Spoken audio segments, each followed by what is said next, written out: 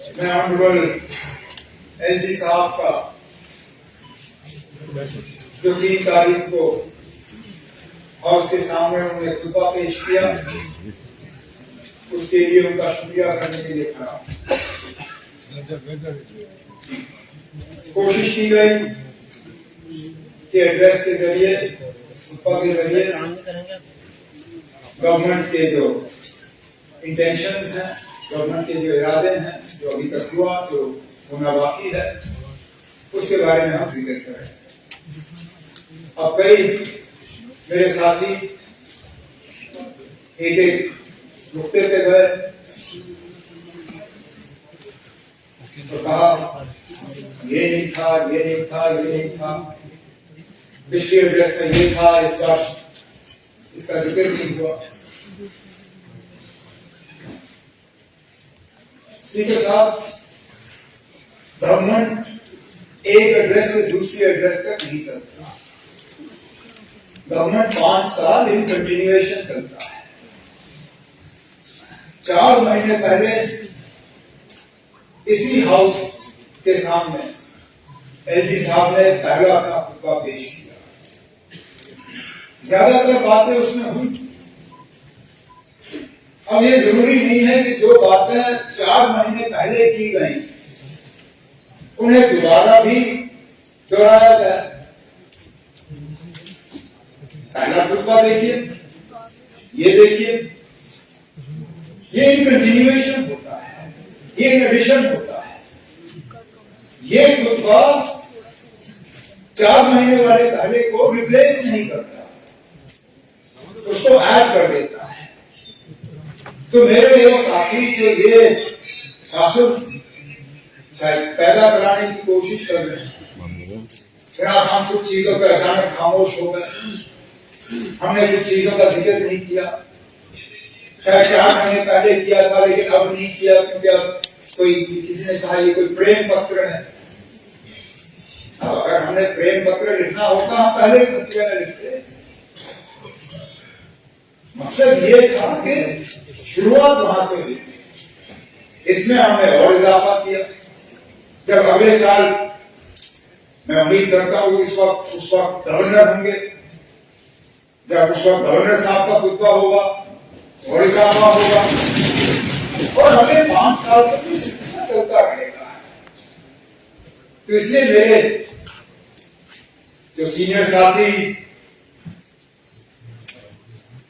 Shahnawaz Sharma ji pages गिन रहे थे, उसमें इतने पैरा थे तो इसमें इतने पैरा हैं, उसमें इतने पेज तो इतने पेज। कागज बचाने का मेरा इरादा नहीं था। अगर कागज बचाने का ही होता तो हम फटाफट को ई गवर्नेंस के जरिए आप तक पहुंचा देते।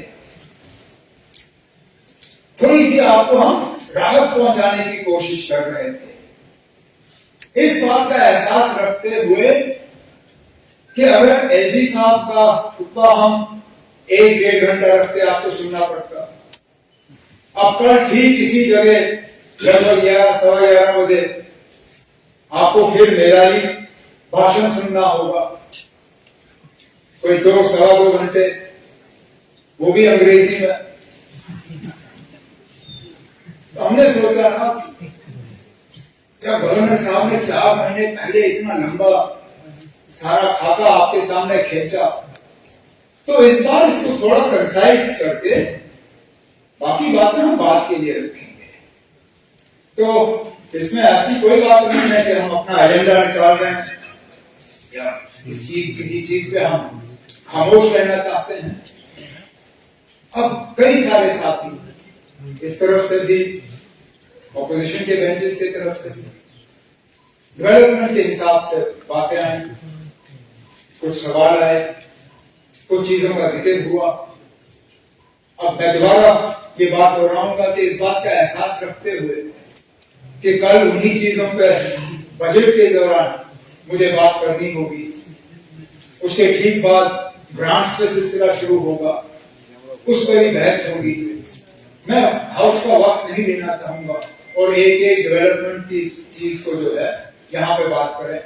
कल बजट के सिलसिले में शुरू हो ही जाएगा और आने वाले कुछ दिनों में हर इशू जो यहाँ ऑनरेबल मेंबर ने टच किया, हर महकमे को लेकर उन पे हम जो है अपना जवाब दे देंगे।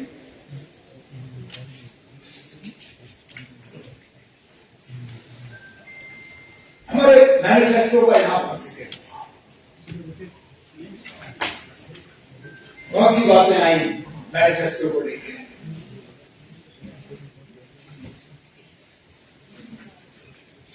हमने सोच समझ के वो डॉक्यूमेंट तैयार किया। जम्मू कश्मीर के आवाम के साथ तो हमारा वादा है।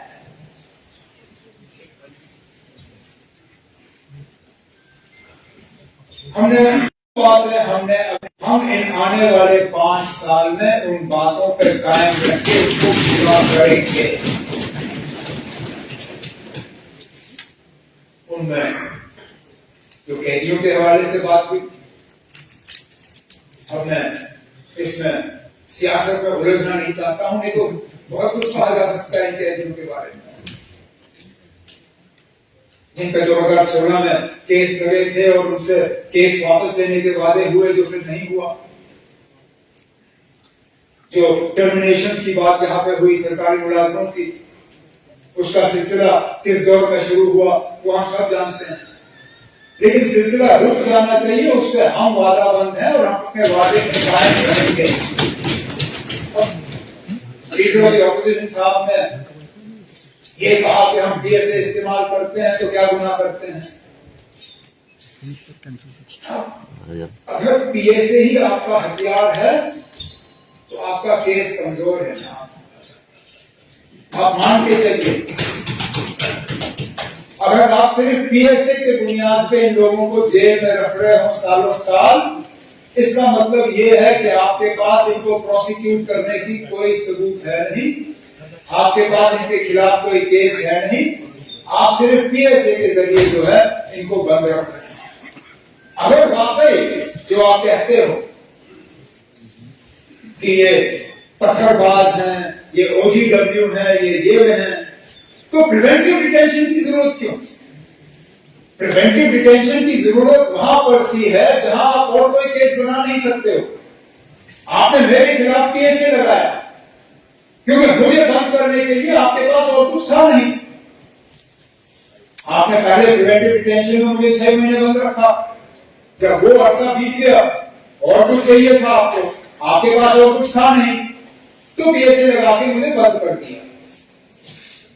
ये जो 400 पीएसए में बंद है, अगर वाकई जो आप कहते हो सही है, क्योंकि आज पुलिस और लॉ एंड ऑर्डर मेरे पास है नहीं, तो जो आंकड़े आपके पास आ जाते हैं वो मेरे पास नहीं आते। आप ब्रीफिंग लेके आते हो, मेरे पास वो ब्रीफिंग है नहीं। अगर जो आप कहते हो जनाब जो ये है वो है, मुल्क के खिलाफ इन्होंने कार्रवाई की, तो पीएसए के बजाय उन पे केस करिए, प्रोसिक्यूट करिए, जेल की सजा दिलाइए, फिर जाए जेल में। लेकिन अगर सिर्फ पीएसए की बुनियाद पे आप उनको बंद रखते हो तो कहीं ना कहीं आपके कहने में और जमीनी हकीकत में थोड़ा सा फर्क है।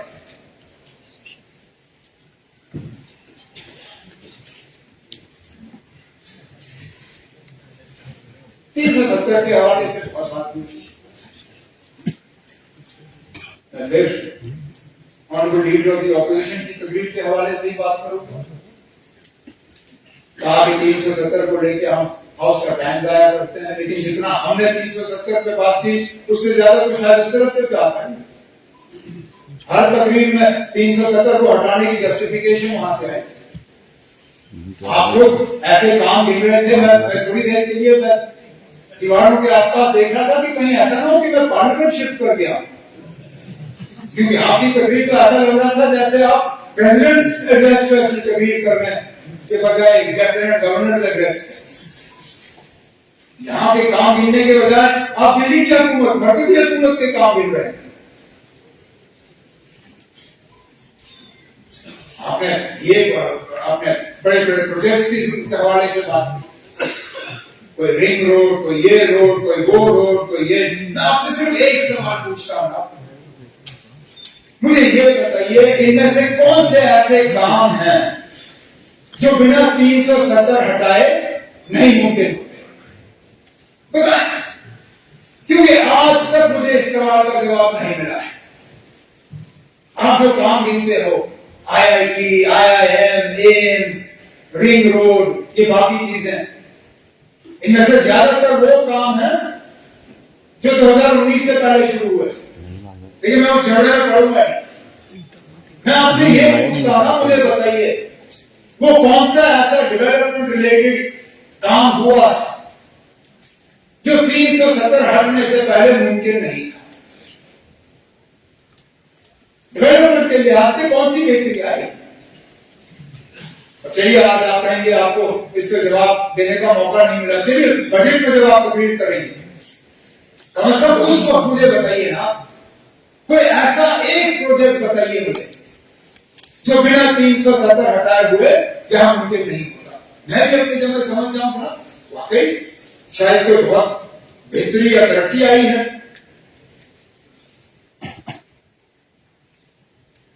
पॉलिटिकल रिजर्वेशन के हवाले से बात हुई, 370 हटा तब पॉलिटिकल रिजर्वेशन मुमकिन हुआ। अब पॉलिटिकल रिजर्वेशन करके आपने क्या फायदा दिया है इस कौम को? आपने जो हमारे गुजर यहां पे कम्युनिटी से ताल्लुक रखते हुए MLA हैं, उनके तरफ इशारा करके कहा कि ना हमने आपको बहुत बड़ा फायदा दिया जो पॉलिटिकल रिजर्वेशन दिया आपको। अरे इनकी तादाद भी नहीं है ना, आज कितने हैं? 6 हैं। आपके रिजर्वेशन देने से पहले कितने थे ना, तो पूछिए इनसे। 9 थे। नहीं ना, आज 9 नहीं है। हाँ ना, आप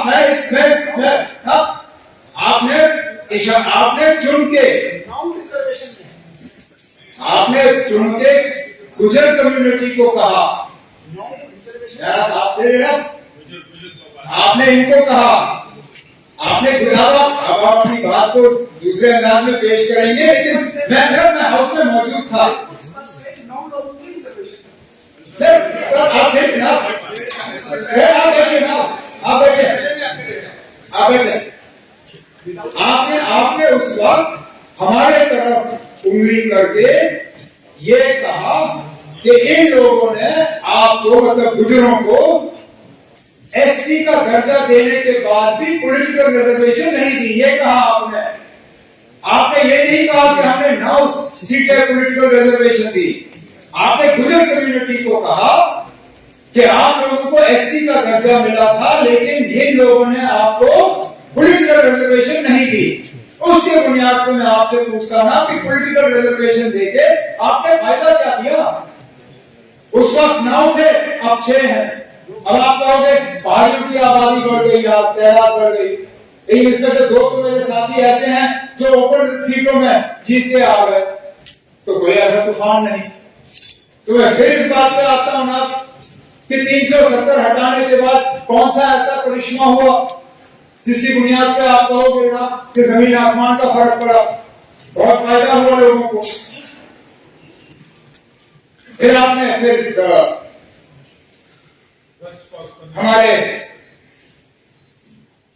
हमारे साथी शक्ति परिहार साहब ने अपनी तकरीर में शुरू में ही कहा कि 370 जो है वो जम्मू कश्मीर में करप्शन, नेपोटिज्म और एक और अंग्रेजी अल्फाज इस्तेमाल किया जो मुझे याद नहीं है, टेररिज्म।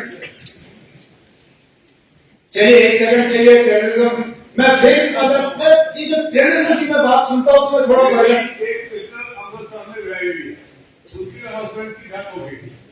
वो हमारी प्रॉपर्टी को नहीं ले सकती थी, आज वो प्रॉपर्टी मैं आ रहा हूं उस बात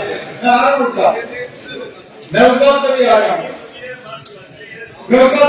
हूं, टेररिज्म। अभी तक तो लीडर ऑफ द ऑपोजिशन साहब कह रहे थे कि यहां पे टेररिज्म के लिए पाकिस्तान कसूरवार है, इसलिए हम पाकिस्तान से बात नहीं करेंगे।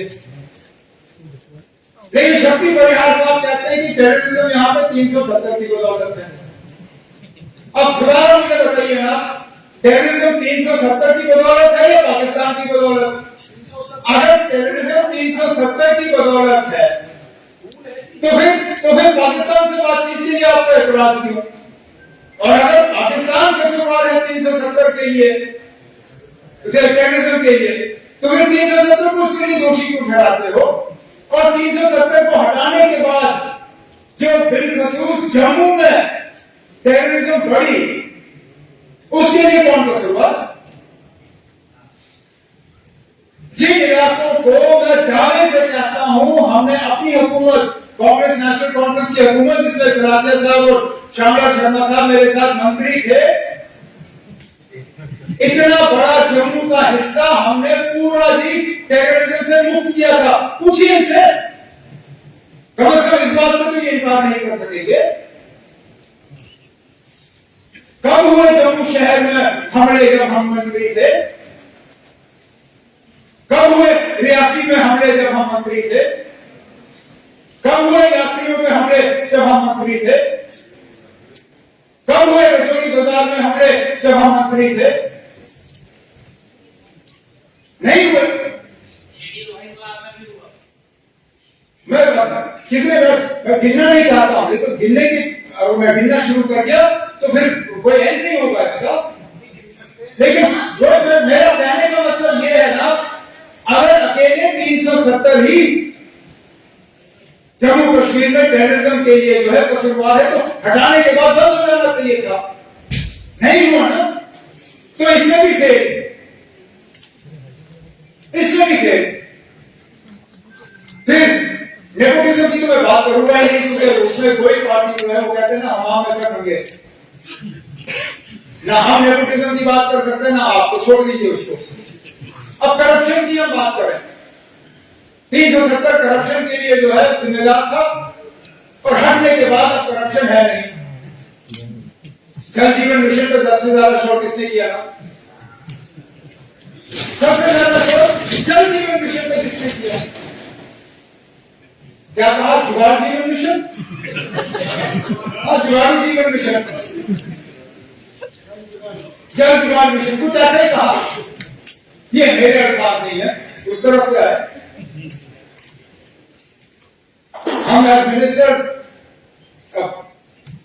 शायद कहना नहीं चाहिए, लेकिन हम आपस में बैठ के ये बात करते हैं कि अगर क्वेश्चन आवर में पहले 2 सवाल जो है वो जल जीवन मिशन के हो, हमारा काम आसान हो जाता है, क्योंकि 40-45 मिनट तो इसी बेचारे जावेद राणा साहब के निकल जाते हैं,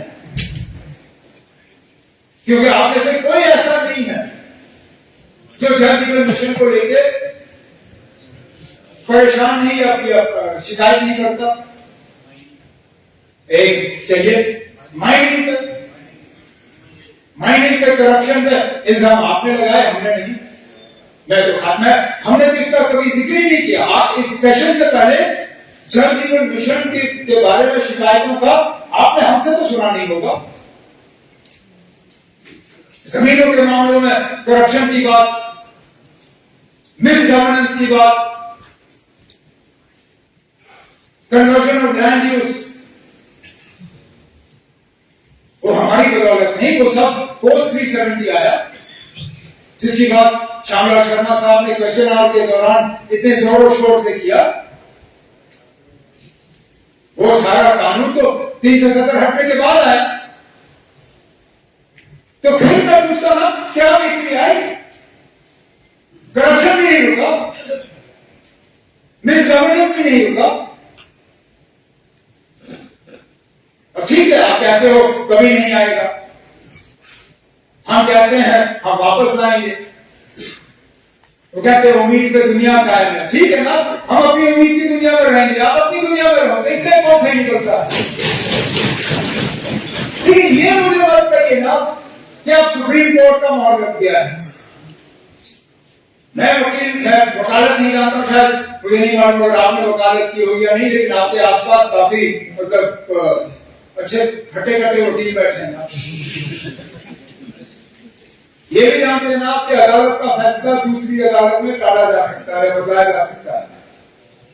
सुप्रीम कोर्ट में 3 जज का बेंच जो है 5 जज का बेंच बदला सकता है, 5 जज का बेंच 7 जज का बेंच बदला सकता है। जब तक पूरा बेंच नहीं बैठता तब तक फैसले बदलाए जा सकते हैं। अब क्या इस तरह के हालात मुल्क में पैदा होंगे या नहीं होंगे, आप कैसे कह सकते हो ना? ठीक है ना? आपके पास कौन सी ऐसी जादुई छड़ी है कि आप कह सकते हो कि इस तरह के हालात कभी मुल्क में बनेंगे नहीं? मैं तो ये दावा कर नहीं सकता। ये दावा लोग करते जब बीजेपी के 2 MP थे राजीव गांधी साहब के वक्त में, उस वक्त कभी सोचा जा सकता था कि मुल्क में इस तरह के हालात होंगे, लेकिन बन गए। क्या पता ना आगे क्या है। हम फिलहाल इस पर बात करते रहेंगे, वो हमारा हक है। ये हक आप आपसे छीन नहीं सकते, क्योंकि जो हम बात कर रहे हैं वो इस मुल्क के आईन के तहत कर रहे हैं। अब मैं इस बात पर पढ़ूंगा ही नहीं कि टेम्पररी स्टेटस था या नहीं था।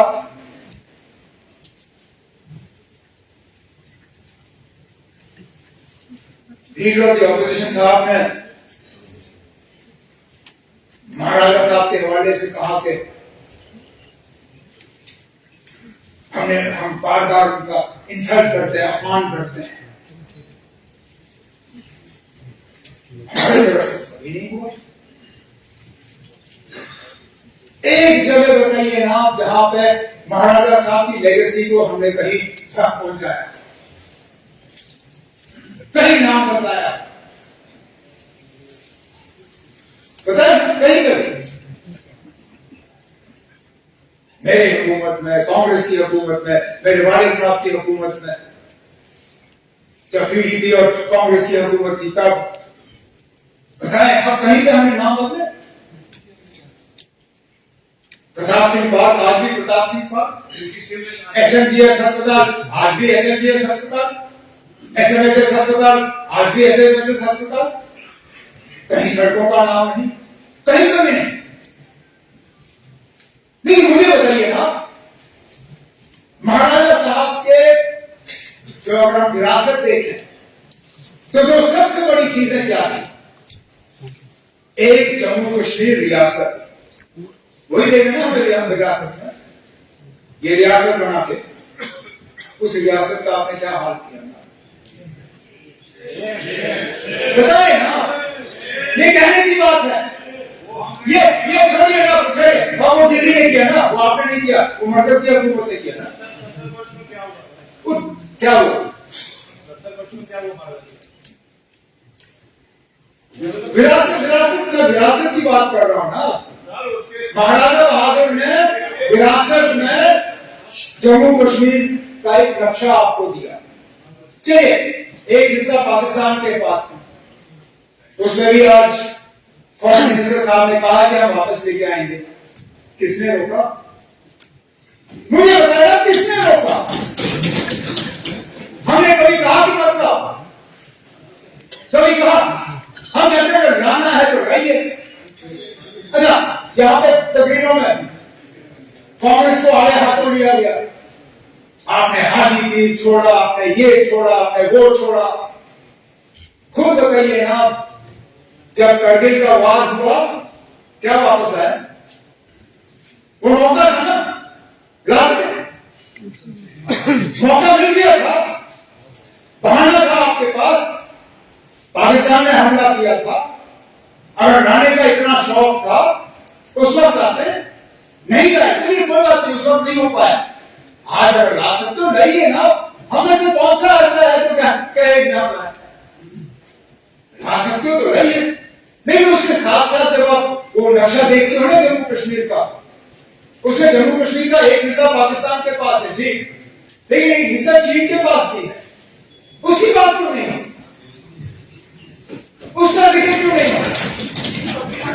जब आप लाएंगे ना, मेहरबानी करके ये थोड़ा सा हम पे एहसान करिए, जब उस तरफ का लाएंगे तो जो चीन के पास है ना वो भी लाइएगा। लेकिन चलिए, वो जो हिस्से में चले गए वो छोड़ दीजिए।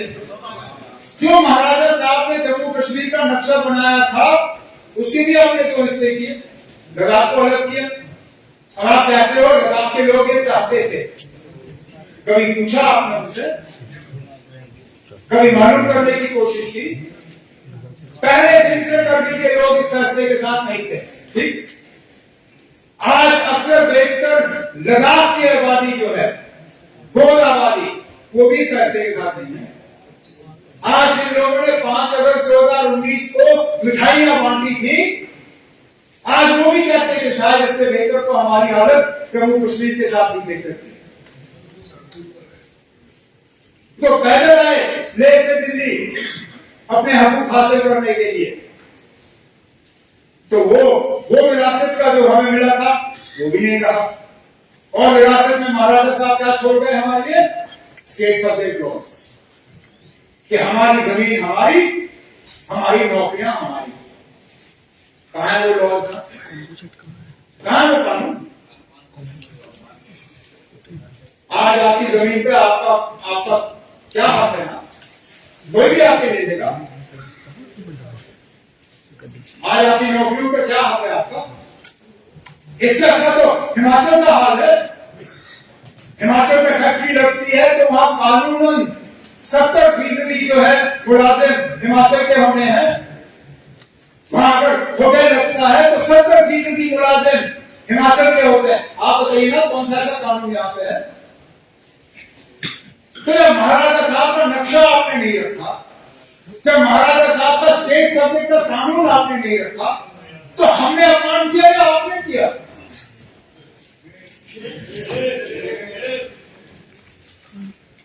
लेकिन चलिए कर लिया।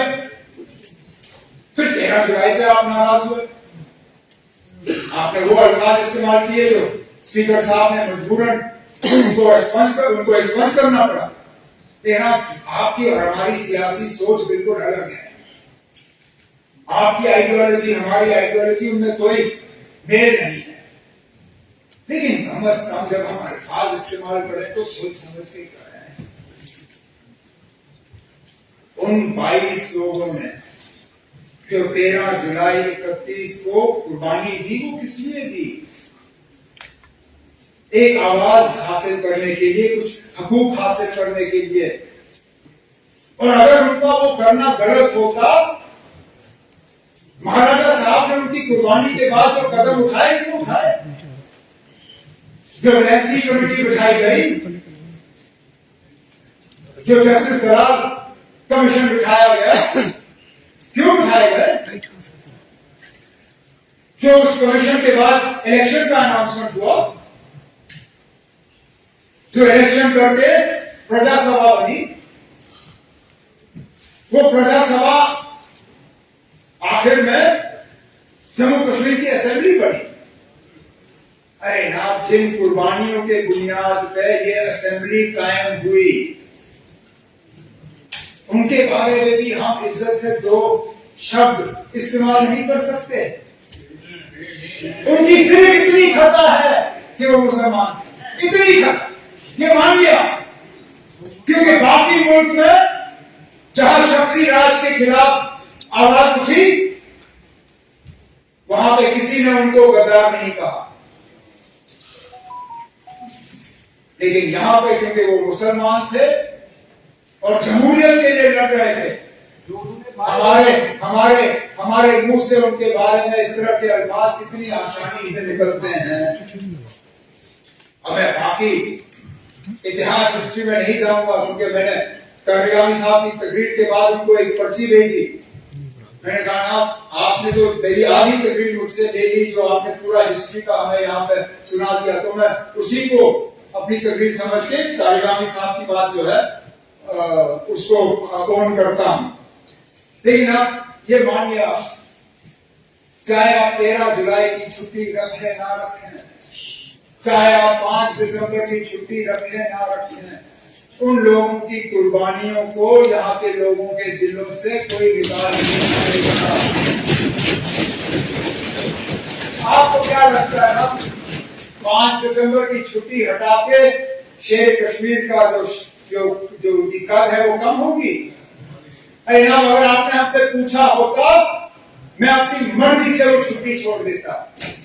मेरे साथी पता नहीं उनको याद है या नहीं है, जब मैं वजीर आला था पिछली बार, मैंने अपने साथियों से उस वक्त कहा क्या मैं 5 दिसंबर की छुट्टी छोड़ना चाहता हूं।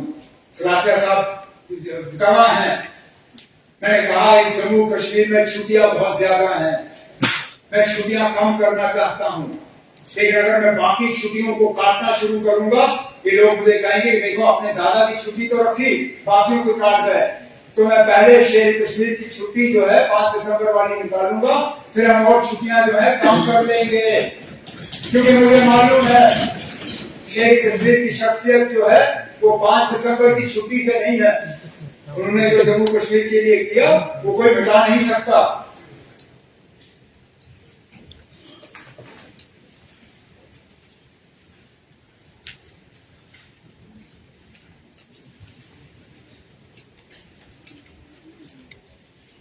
स्टेटहुड का रेजोल्यूशन हमारे एक साथी ने पूछा,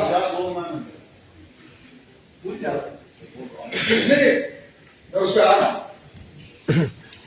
कि वो असेंबली में क्यों नहीं आया, कैबिनेट में क्यों? असेंबली में सिर्फ इसलिए नहीं लाया गया क्योंकि हमें तो ये शक था कि यहाँ पे कोई ऐसी पार्टी या कोई ऐसा शख्स नहीं है जो स्टेटहुड के हक में नहीं है।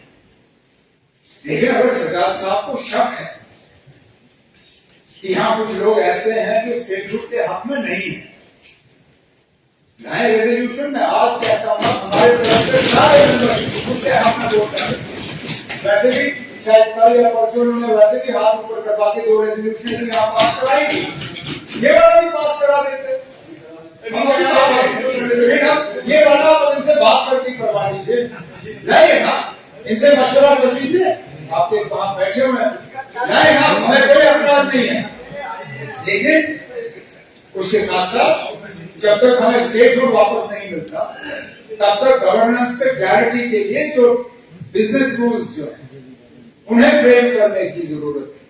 और बेशक थोड़ा वक्त लगा, लेकिन कल रात को कोई 8 बजे के आसपास हमने कैबिनेट की मीटिंग की, हमारे बिजनेस रूल्स जो है वो फ्रेम हो गए, कैबिनेट ने उनको मंजूरी दी, उस मंजूरी को आप लेफ्टिनेंट गवर्नर साहब के पास भेजा हुआ है और उम्मीद की जा रही है कि उस पर जो है मंजूरी दिलवाई जाएगी, ताकि कम से कम जब तक ये सिस्टम जो है हमारा है, मैं तो मान के चल रहा हूं कि टेम्पररी है, लेकिन जब तक है ठीक तरह से चलना चाहिए, कोई कंफ्यूजन की गुंजाइश रहनी नहीं चाहिए, वो कंफ्यूजन कम हो उसके लिए ये जो बिजनेस रूल्स हैं ये चले आगे तो अच्छा है।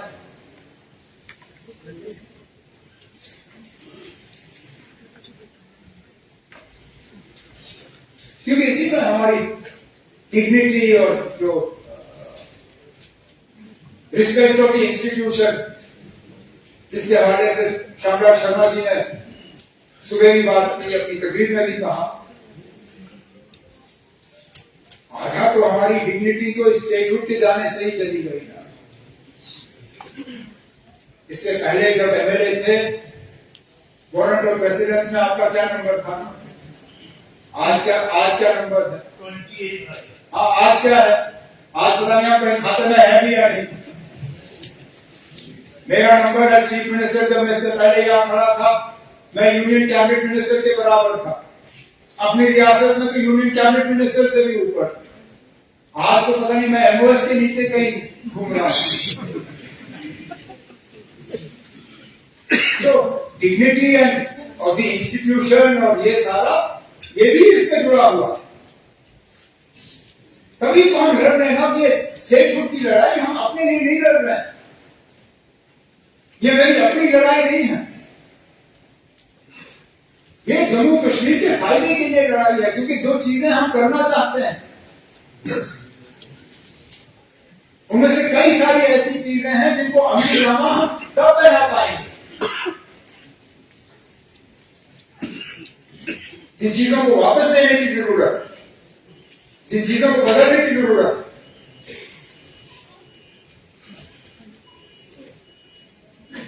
लेकिन हमारी लड़ाई एक सच की लड़ाई है, इंसाफ की लड़ाई है, कानून की लड़ाई है और जम्मू कश्मीर के लोगों को एक राहत की सांस लेने की लड़ाई जो है हम लड़ रहे हैं। और इस लड़ाई में हम पीछे नहीं हटेंगे। बीच बीच में कुछ लोग हमें डराने की, धमकाने की, खामोश कराने की कोशिश करते हैं, लेकिन हम खामोश रहने वाले लोग नहीं हैं। हम जम्मू कश्मीर के लोगों के हकूक के लिए, जम्मू कश्मीर के लोगों के बका के लिए, जम्मू कश्मीर की तरक्की के लिए, जम्मू कश्मीर के भाईचारे के लिए अपनी लड़ाई जारी रखेंगे।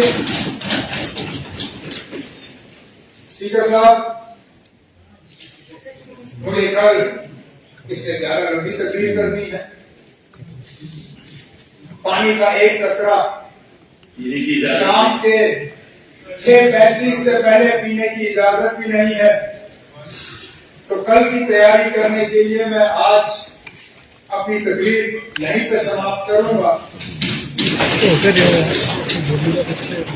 मेहदी साहब को उनके खुतबे के लिए मैं अपनी तरफ से शुक्रिया करता हूं और उम्मीद करता हूं कि हाउस की तरफ से मेहदी साहब का शुक्रिया होगा। बहुत शुक्रिया।